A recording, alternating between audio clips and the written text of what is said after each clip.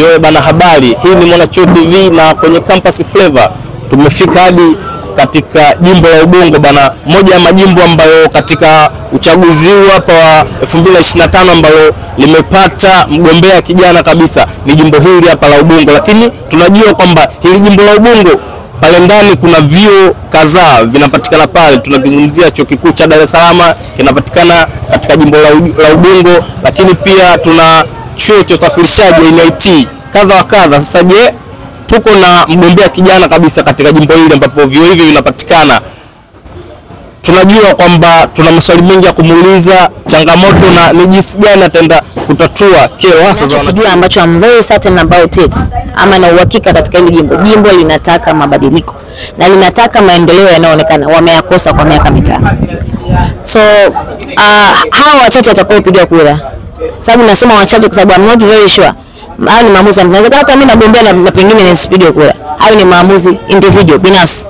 Ila wapo watakaotoka kupiga kura na wapo watakaotoka kwa ajili ya kutaka mabadiliko. Wapo ambao wanauelewa wa kutosha wa kujua siasa zinaendaje. Sisemi wengine hawaelewi, no. Kila mtu ana principles zake kwenye maisha. Unajua kuna watu wanaongelea mkuu wa tume wa taifa ni mtu anayeteuliwa na rais. So unaendaje kupambana na mtu kama huyo? It's true, lakini hizo ni bigger dreams ambazo wenzetu wanazifikiria. Nikimaanisha jimbo la Ubungo litangazwa na mkuu wa tume wa taifa. Kuna mkuu wa halmashauri yetu ya wilaya ya Ubungo na Kibamba. So it's not possible wakasema yule mkuu wa tume akataka kuingilia kila no. Everything has grades. Ndio maana nikajibu ngazi ya jimbo inawezekana. Siongelee ngazi hizo zingine kwa sababu not ask, yani siombi nafasi hiyo. Kwa hiyo la jimbo linawezekana. Hayo mengine siko katika level hiyo kuyasemea na sitayasemea wala sitakuwa tayari kuyajibu. Lakini siko katika ndoto hiyo. Mimi niko katika walau kupunguza wagonga meza. Tuwapunguze sababu hata hiyo katiba mpya itabaki kuwa ndoto za mchana wakiwa wabunge tena wa upande mmoja. Lazima tuingie na wengine kuweza kupinga kisichofaa, kukataa kisichofaa na kujenga hoja za kuweka sawa kwa ajili ya maslahi ya wananchi. Mheshimiwa ni mwanamichezo. Mimi ndio. Tuna ushabiki wa timu yote kati ya Simba, Yanga.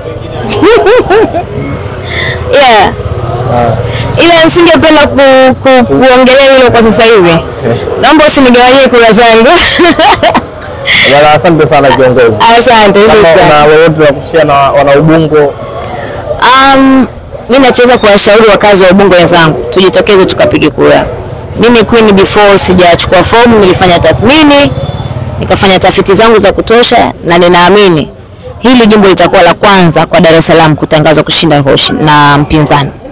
Ambaye sio mwingine ni mimi hapa, Queen Juliet William Lubembe. Kwenye karatasi ya kupiga kura naita ballot paper ni mtu wa pili ama mgombea wa pili. The rest hata usihangaike nazo. Tiki moja tu, kipiga zaidi ya moja umeharibu kura. Asanteni sana. Bana, tulikuwa na Mheshimiwa Queen Juliet Lubembe, dada yetu kabisa na kijana mwenzetu kutoka hapa katika kata Makulumla. Bana, asante sana kiongozi. Shukrani.